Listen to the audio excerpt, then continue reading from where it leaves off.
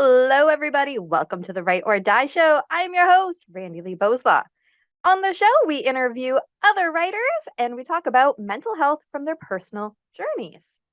If you have not already hit that like and subscribe button, go ahead, do that now so that you never miss an episode. Welcome. So today we have Ulrika with us. How are you? I'm fine, thank you. How are you, Randy? I'm good. So you said good afternoon when you got on. So where are you visiting from? I'm Stockholm, Sweden, the northern of Europe, where the Vikings are from, and the Aurora Borealis, the Northern Lights. Oh, that'd be so pretty. Yeah. So, Nice. some from the capital, Stockholm. Oh, very nice.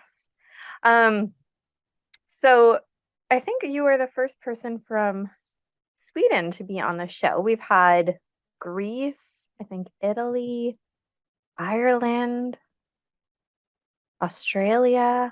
But yeah, I think you're the first from there. So excellent. I love Yeah, it. me too. So tell us a little bit about who you are. Well, that's a question. It's not so simple, is it? Like, isn't that the whole purpose of life, to discover who you truly are? I always say this is the hardest question of the whole thing. Exactly. It's like an ongoing process to peel. It's like peeling the onion, layers after layers to discover who you really are. But now I'm a single mom to two teenagers. I'm an international author. I'm a yoga therapist. I'm a soul coach, a reader of the Akashic records, and I'm a spiritual teacher, spiritual healer. Okay. So that's what you do, but who are you?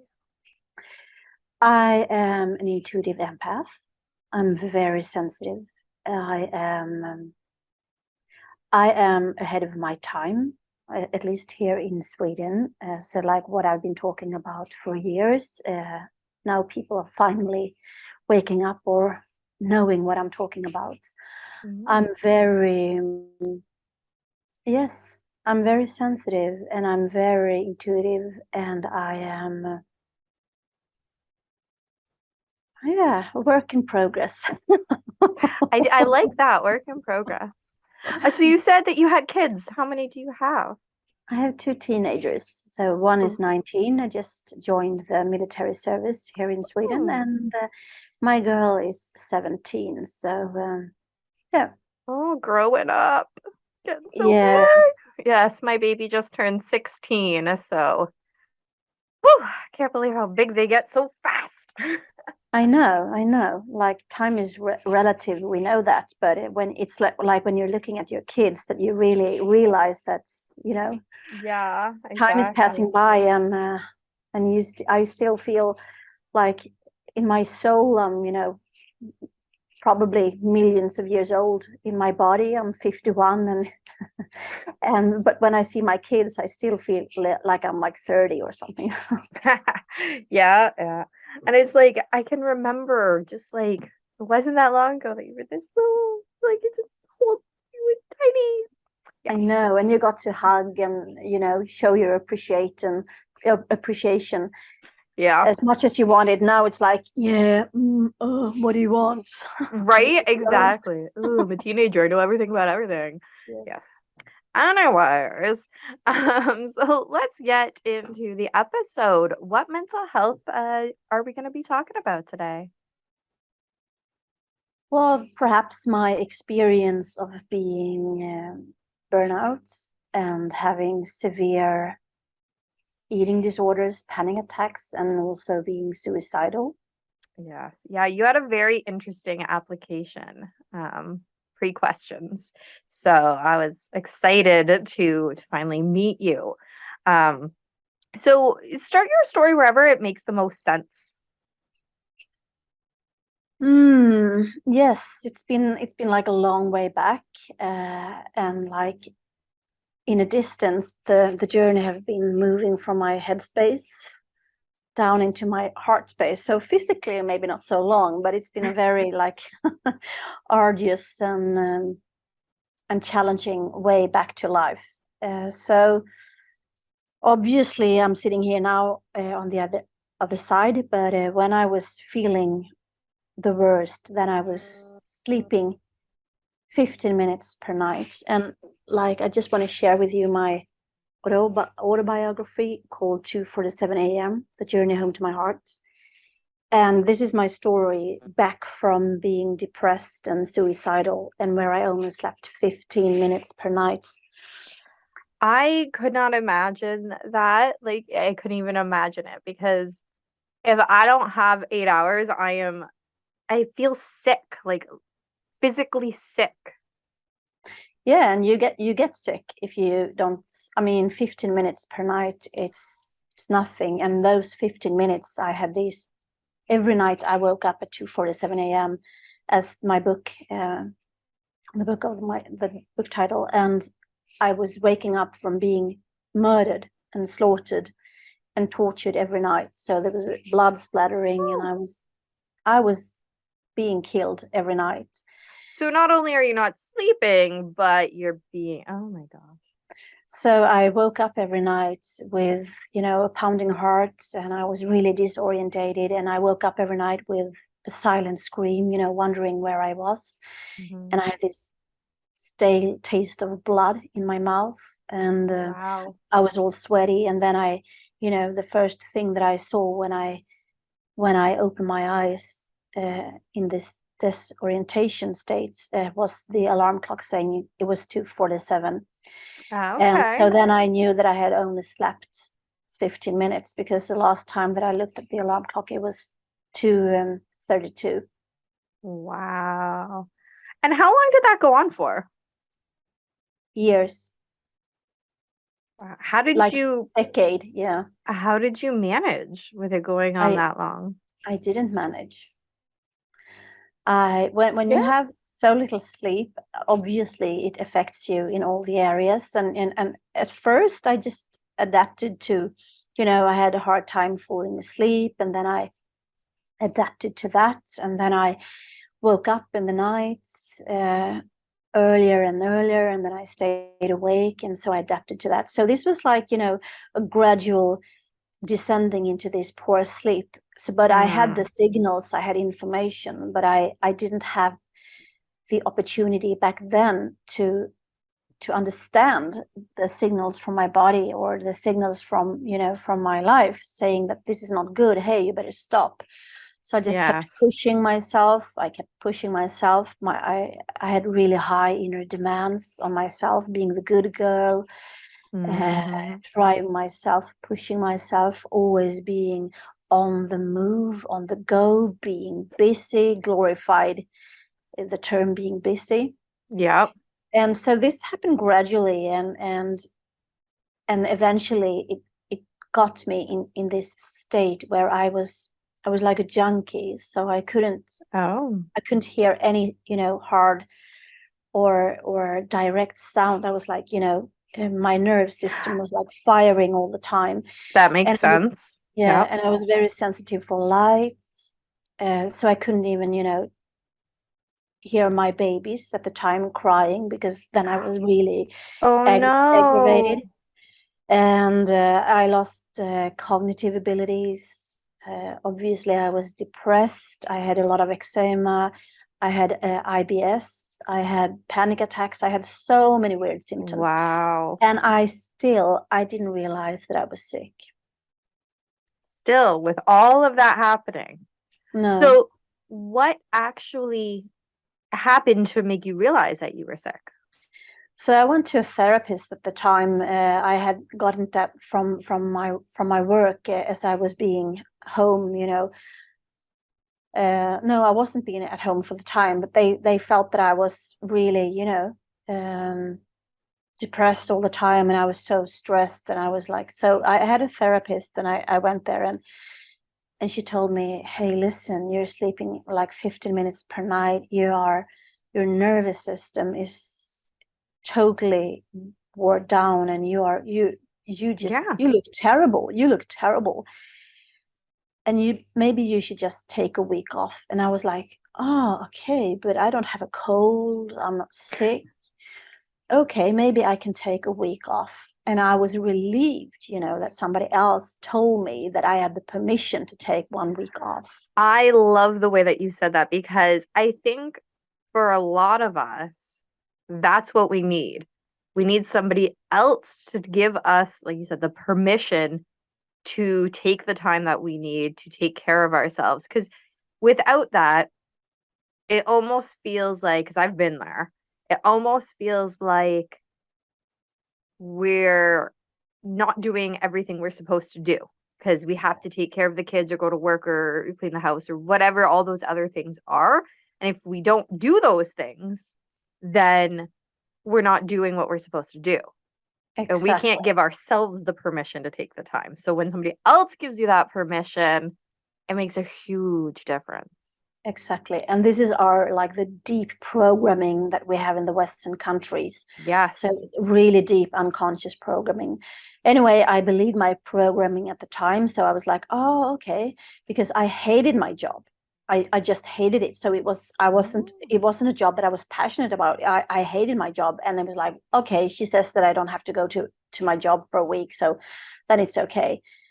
So I was home a week, and this week turned into month, and the month turned into year and years. And I was, because I'm a yogi from the beginning, and in the yogic perspective, we're talking about different elements. We're talking about, air, water, earth, fire, and I have a lot of fire in my bodily constitution. So I have a lot of drive, I have a lot of ambition, I have a lot of power, I have a lot of stamina and endurance. So not only that I, pushed myself, over my own limits again and again and again and again, I totally smashed the wall. So when I stayed at home, and then everything and I told my husband one day, he didn't know that, I was being suicidal. He didn't know that I was being murdered every night next to him. Oh, wow. So I kept this to myself. I just told him, I'm very, very, very tired. I need to go away. And at this time, my baby girl was perhaps 3-4 months. Okay. And my older son, he was like 2 years then. Okay. So I just said to my husband at the time that I'm so tired. I just need to go, by myself. So I went to my parents' cabin in the Swedish archipelago. Ooh, that sounds nice. It was very nice. So this was in the winter time. And I was so sensitive for sounds and light. So I turned off the fridge. I couldn't even have the fridge on. I turned off. Wow. So very sensitive. Yeah, I turned off the electricity because I couldn't hear anything. I was like this, firing up, shouting and screaming. So I'm going out there to my parents' cabin and thinking, finally I get to have some, me time, and finally I'm going to be able to sleep. And that night I woke up 2:47 a.m. again, and with the most horrific dream ever. And I knew it was, meaningless trying to get back to sleep. I was all sweaty. Oh no. Just lying there awake in this cold room in the middle of the winter, since I turned off the electricity. Oh yes. And then, in the morning, in Sweden here, it's very dark. I bet it's like in Canada. Probably in the winter time, yeah. Yeah. So in the morning, finally some sunlight started to come at 9 o'clock. So I've been lying there, for 6 hours, stiff like a stick. And then I had this really, really weird feeling inside. It felt like I was a volcano that was about to have an eruption. And I was so scared. I didn't know what it was. I didn't recognize it. So I tried to keep myself busy because I've always had eating disorders as well. And eating disorders was one way at the time trying to think that I had the control. So and I've heard a lot of the guests say that the eating disorder is their way of controlling what is happening. Yep. So you had an illusion of having control.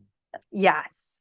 Yes. So you said you had the eating disorder for a long time. Was the eating disorder prior to the sleep issues or They walk hand in hand. okay. Like my mother, she was always telling me, when I was a little kid, that she was fat. Okay. I had heard this my whole life, and I have never been fat. I have never been big, but in my own point of view, I was never good enough. I was never pretty. I was never Yeah. good. So I always had to try really hard to be good, or to strive to be pretty, or strive to be happy, or whatever. So everything was Mm-hmm. like a big competition to me, and comparison. I always compared myself to others, and I always lost. Yes. And on that note, that's the exact same thing I did. And growing up, my mom never called herself fat, but she would say things to me. She never directly called me fat. Lately, she's been saying that I have to lose some weight because I'm bigger than I used to be. Not the exact word fat, but it's the same thing. But she used to say things like, "Wow, you got boats for feet," because my feet were very large. Now they're average size because I've grown, but it's those things that are said that stick with us. I was always very self-conscious then about my feet because, oh, they're boats, they're ginormous. Or the comparison to my cousin. My cousin is, I think she's almost 10 years older than me now. And I love her to bits, don't get me wrong, but because she was 10 years older and she graduated high school and she went to university and she did this, my mom would always say things like, "Well, don't you want to be like Amber and go to university? Don't you want to do this?" And go, "No, I don't. I'm not her." That comparison is really, really um detrimental. Yeah, and that's also one of the deep unconscious programming that most of us in the Western societies have. Yes. So anyhow, back to the story. So I'm lying there. It's like 9 o'clock, and I have this feeling that I'm about to have an eruption, and I'm about to break.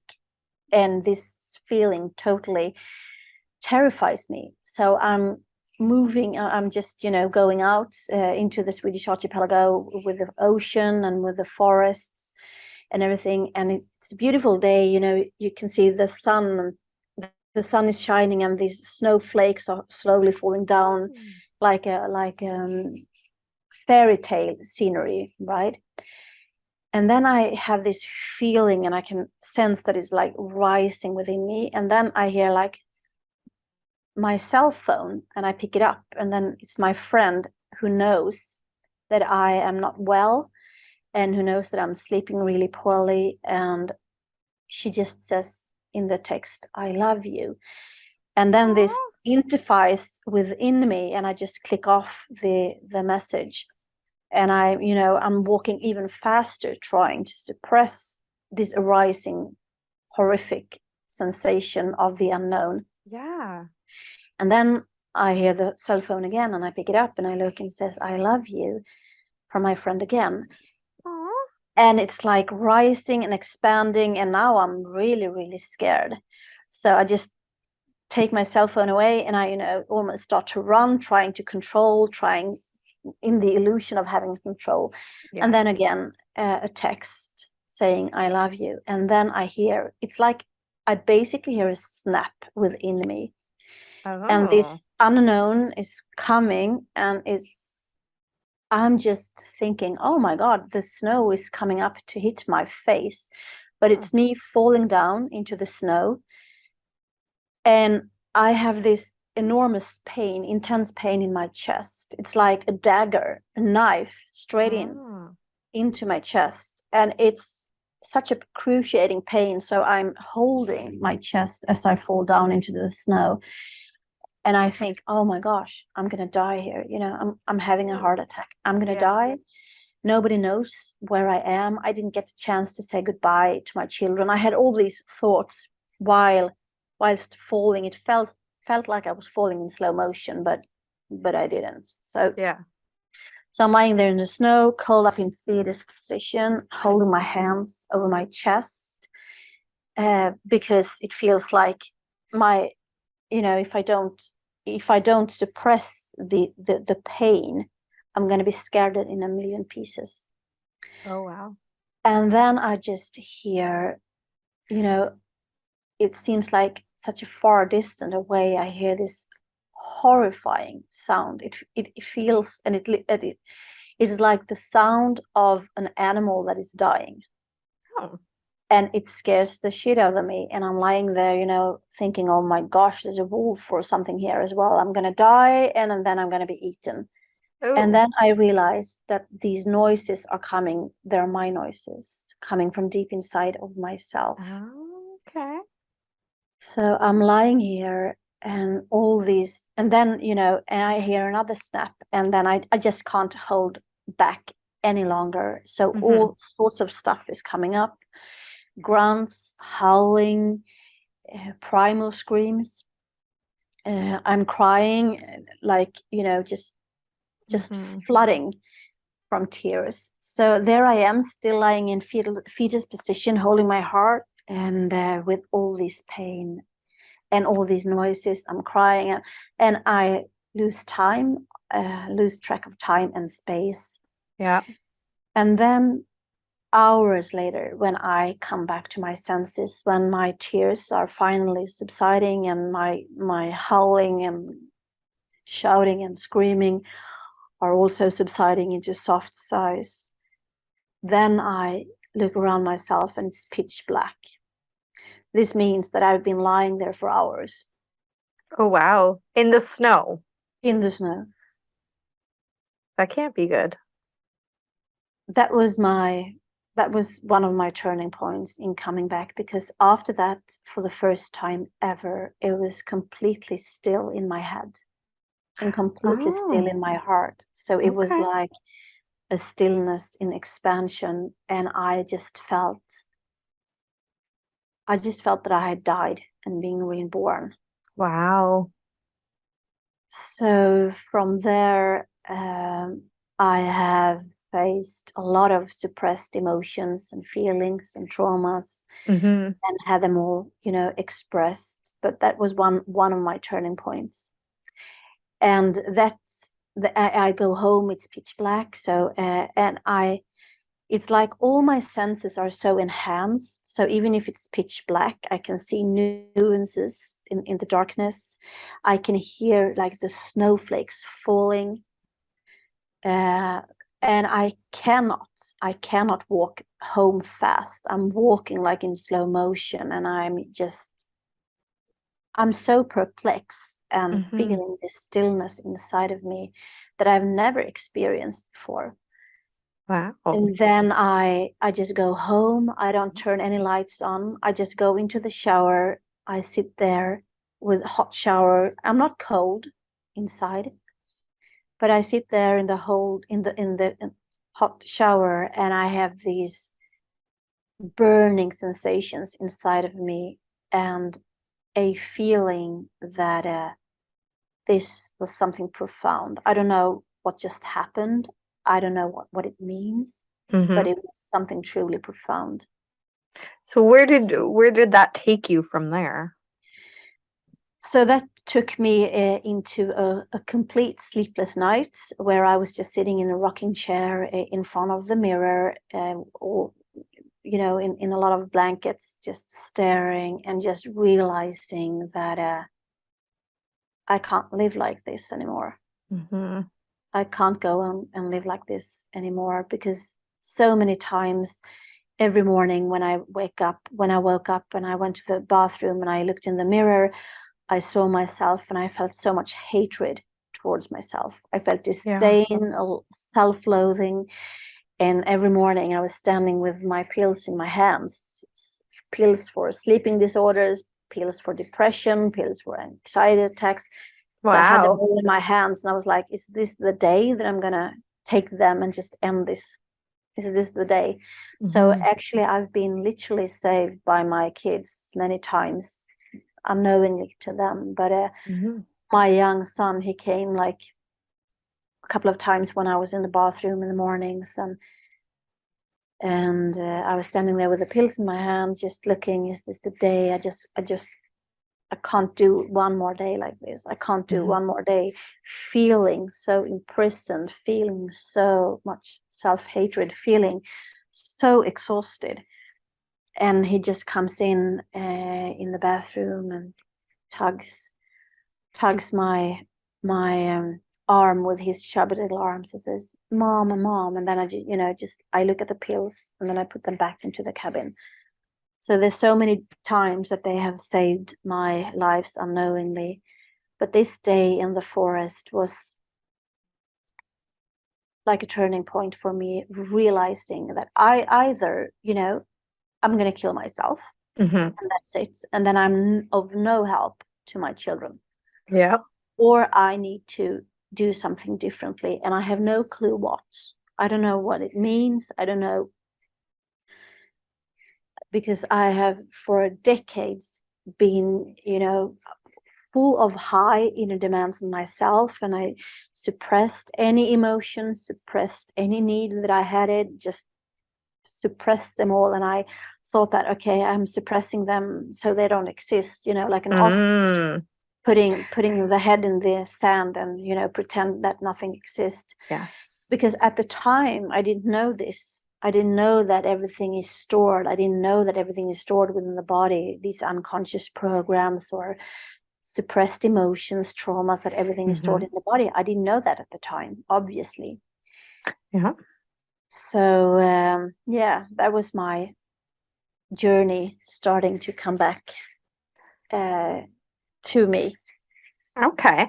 And so from there, what kind of strategies did you start to use to come back? So I've always been a seeker, right? I've always felt like I don't belong here. I've always felt like I want to go back home. I'm not from here, from originally. I'm doing karma clearings, so I'm from another star system. But I didn't know that at the time, obviously. But I always had this feeling that I want to go home. I don't belong here. I was so sensitive. I felt everything from everybody all the time, and then I just shut it all down because people told me, "Don't be so sensitive. Don't do don't do that." So then my journey started to seek for healing modalities where I could heal myself. So then when I found yoga, or yoga found me, and I have been studying yoga for more than 28 years. But then I started to study yoga, the true means of yoga. That means union with your, the whole spectra of everything that you are.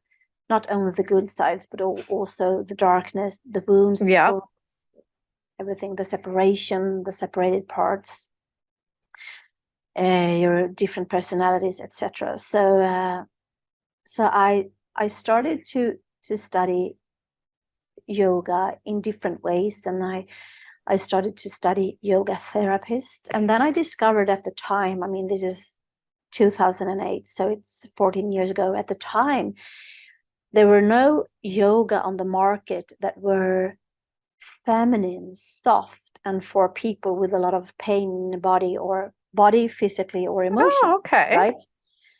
So then I developed my own kind of yoga for empaths, and yoga for highly sensitive people. So I went to silent retreats where I was sitting in silence for 10 days, just moving inwards and finding myself and healing and letting it all out. So the journey was, to retrieve all these bits and pieces that was scared out of me, that I have never expressed before, or that I have never acknowledged before. Okay. And so after using these different strategies, do you think other people noticed a difference in you? I don't know if they did, but I noticed. And that's the main thing. That's the main thing for me, because, there's always people that have opinions of you, whether you give the consent for them to have opinions about you or not. So people always judge you or have opinions about you, whether you like it or not. So, but I could start to feel, because when I went to stress rehabilitation, I've done so many things to to heal and then to come back to myself, like stress rehabilitation in the hospital, sleeping schools, therapy, and then yoga. And I found that the deepest and profound healing always occurred within the yoga, where body, mind, and spirit connected, right? Not only that you are talking about it and you're healing mentally, but you're healing holistically on all the levels. Mm-hmm. So I found out that the yoga that I developed myself healed me. And then I knew, because I was still so sick and, so vulnerable and very fragile. So I was too sick to work. So I had to develop my own job. Mm-hmm. Because I couldn't go back to work as a physiotherapist. I couldn't go back to work as a kindergarten preschool teacher. So then I had to develop my own kind of job. And I was like, okay, I don't know, what am I going, everything that I've taught, everything that I've done, all my experience up to now are all about being good, perform, Mm-hmm. being competitive, doing what others are telling me to do, etc., etc. So what can I do? So the only thing that came up for me was yoga. It's not a bad thing. No, not a bad thing. So everything that I teach today are things that I know have healed myself. So I really know it works, right? Mm-hmm. And so but on the stress rehabilitation, I got the question, like, if you would describe yourself like a soda or like in a bottle, Okay. how would you be then? And then I said, and it's like tar, like stinky, Oh. shitty, black tar, right?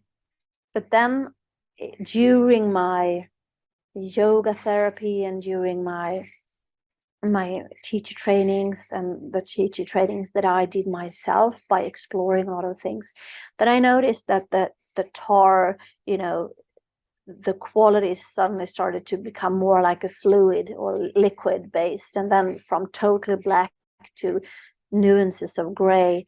And then, now it's like transparent with a lot of bubbly and in different colors. So going from black Hmm. tar and black shit to transparent. So that's been my journey, in a Oh, metaphorically speaking.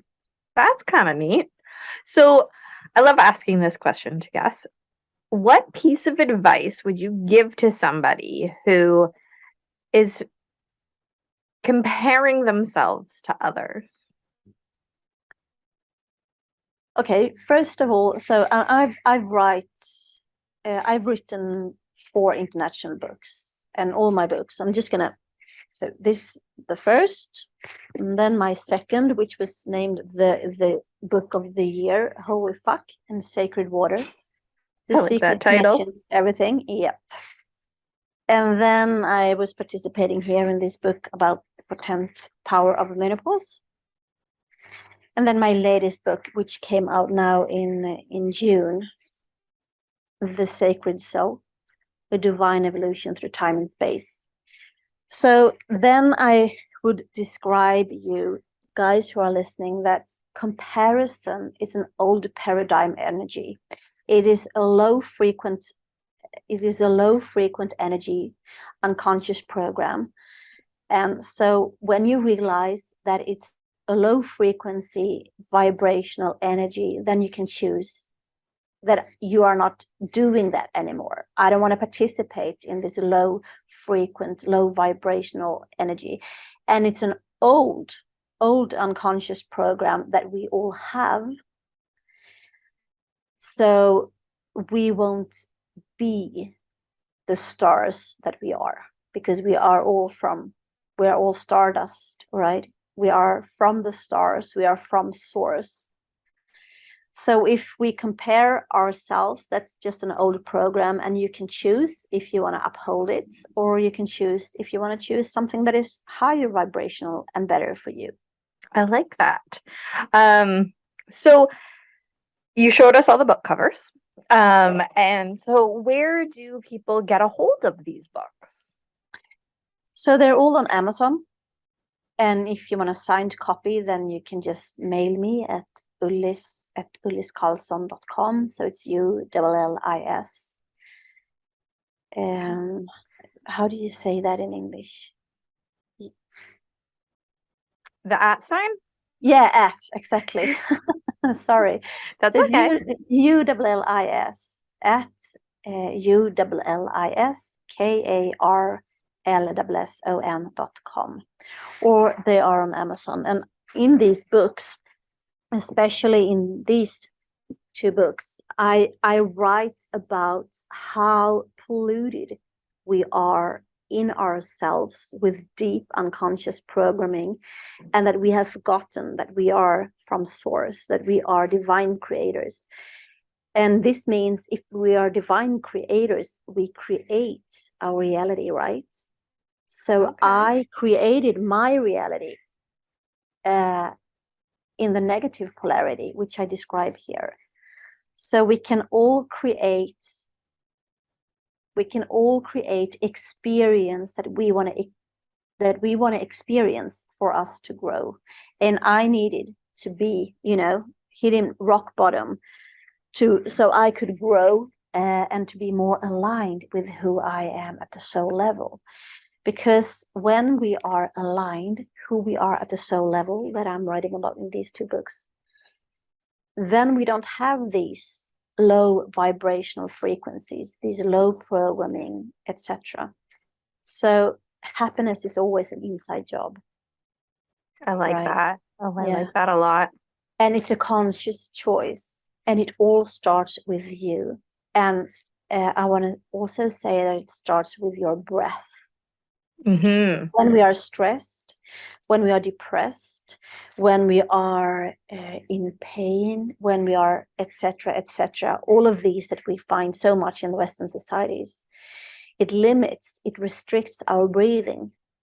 And our breath in Swedish is literally called andetag, which means to connect with spirit. Oh, okay. And that means if our breath are limited or restricted or not being optimal in a way, that means that we are restricted and limited in connection with spirit.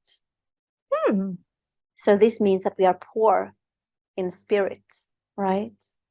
We are disconnected from spirit. So you need, if you want to heal on all levels, you need to do holistic disciplines. You cannot only think your way through it, because everything is stored within the body. It's stored in our cells, in our DNA, which I'm writing about here. Okay. So in our DNA, we have memories of when we were gods and goddesses, where we were kings and queens, and where we were predators and victims. And all of these are inside of each and one of us, but we have forgotten. Okay. So we have all these programmings in us. And this means that our way of thinking, our mindset in Western societies are so polluted by our lifestyles, by how we think about ourselves and others, how we compare to other, our body, ideal weight, earning big money, etc. And these thoughts are polluting us, and it keeps us stuck. It keeps us stuck in lower vibrational frequencies. So we have to clear out our inner waters, and we contain of 75% of water, right? Yes. So that's why holy fuck and sacred water, the sacred connections to everything, because when we remember who we are, and when we reconnect to spirit and to our souls, when we are aligned, these programs, they don't affect us, because they are in total different vibrational fields. Okay. And where do people follow you to see what's gonna be next? How do you mean? Can you please? So what social media platforms can people follow you on? I have been heavily censored. Yes, so I'm not even. I don't even have access to my own LinkedIn accounts, but I am on Facebook as Ulrika Ullis Karlsson. It's ULRIKA ULLIS KARLSSON. So there I am. But I Okay. have my website is best to get a hold of me, ulliskarlsson.com. Yeah. Excellent. And we're going to stick those links down in the description below. And that way people can very easily find your website, do what they need to do, get a hold of you. And thank you so much for being on the show and sharing with us.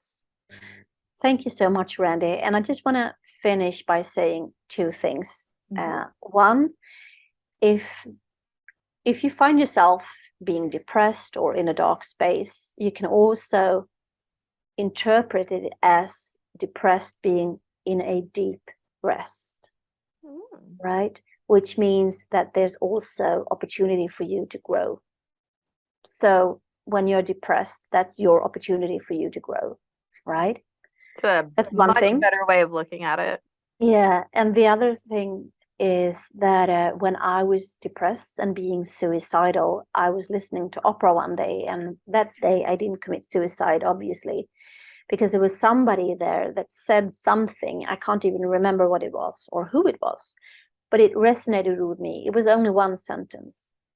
And so that's why I love to be on podcasts, because if I say one word or one sentence that resonate with you, then I have paid back my karma. Then I have, closed the circle, and I have given back what I have received. And that's also one thing to clear out this inner shit, is to do karma clearings, which I also do. So please connect with me. And if you have any questions, I'm here. Excellent. Well, thank you so very much. Thank you, Randy. It was nice to talk to you. As always, thank you so much for the amazing guests that we have on the show. Be sure to check out their links down in the description below. If you want to support the channel, go ahead and check out our merch store. We've got some very cool things on there. That's my favorite. Sorry, I'm busy ending the stigma. But there's some other very cool designs. 10% of the proceeds always goes back to the Canadian Mental Health Association. Be sure to follow us on Facebook at RB Media, because we have some great new shows coming up and you never want to miss any of those episodes. And remember, the only way to end the stigma of mental health is to speak openly and honestly. Bye.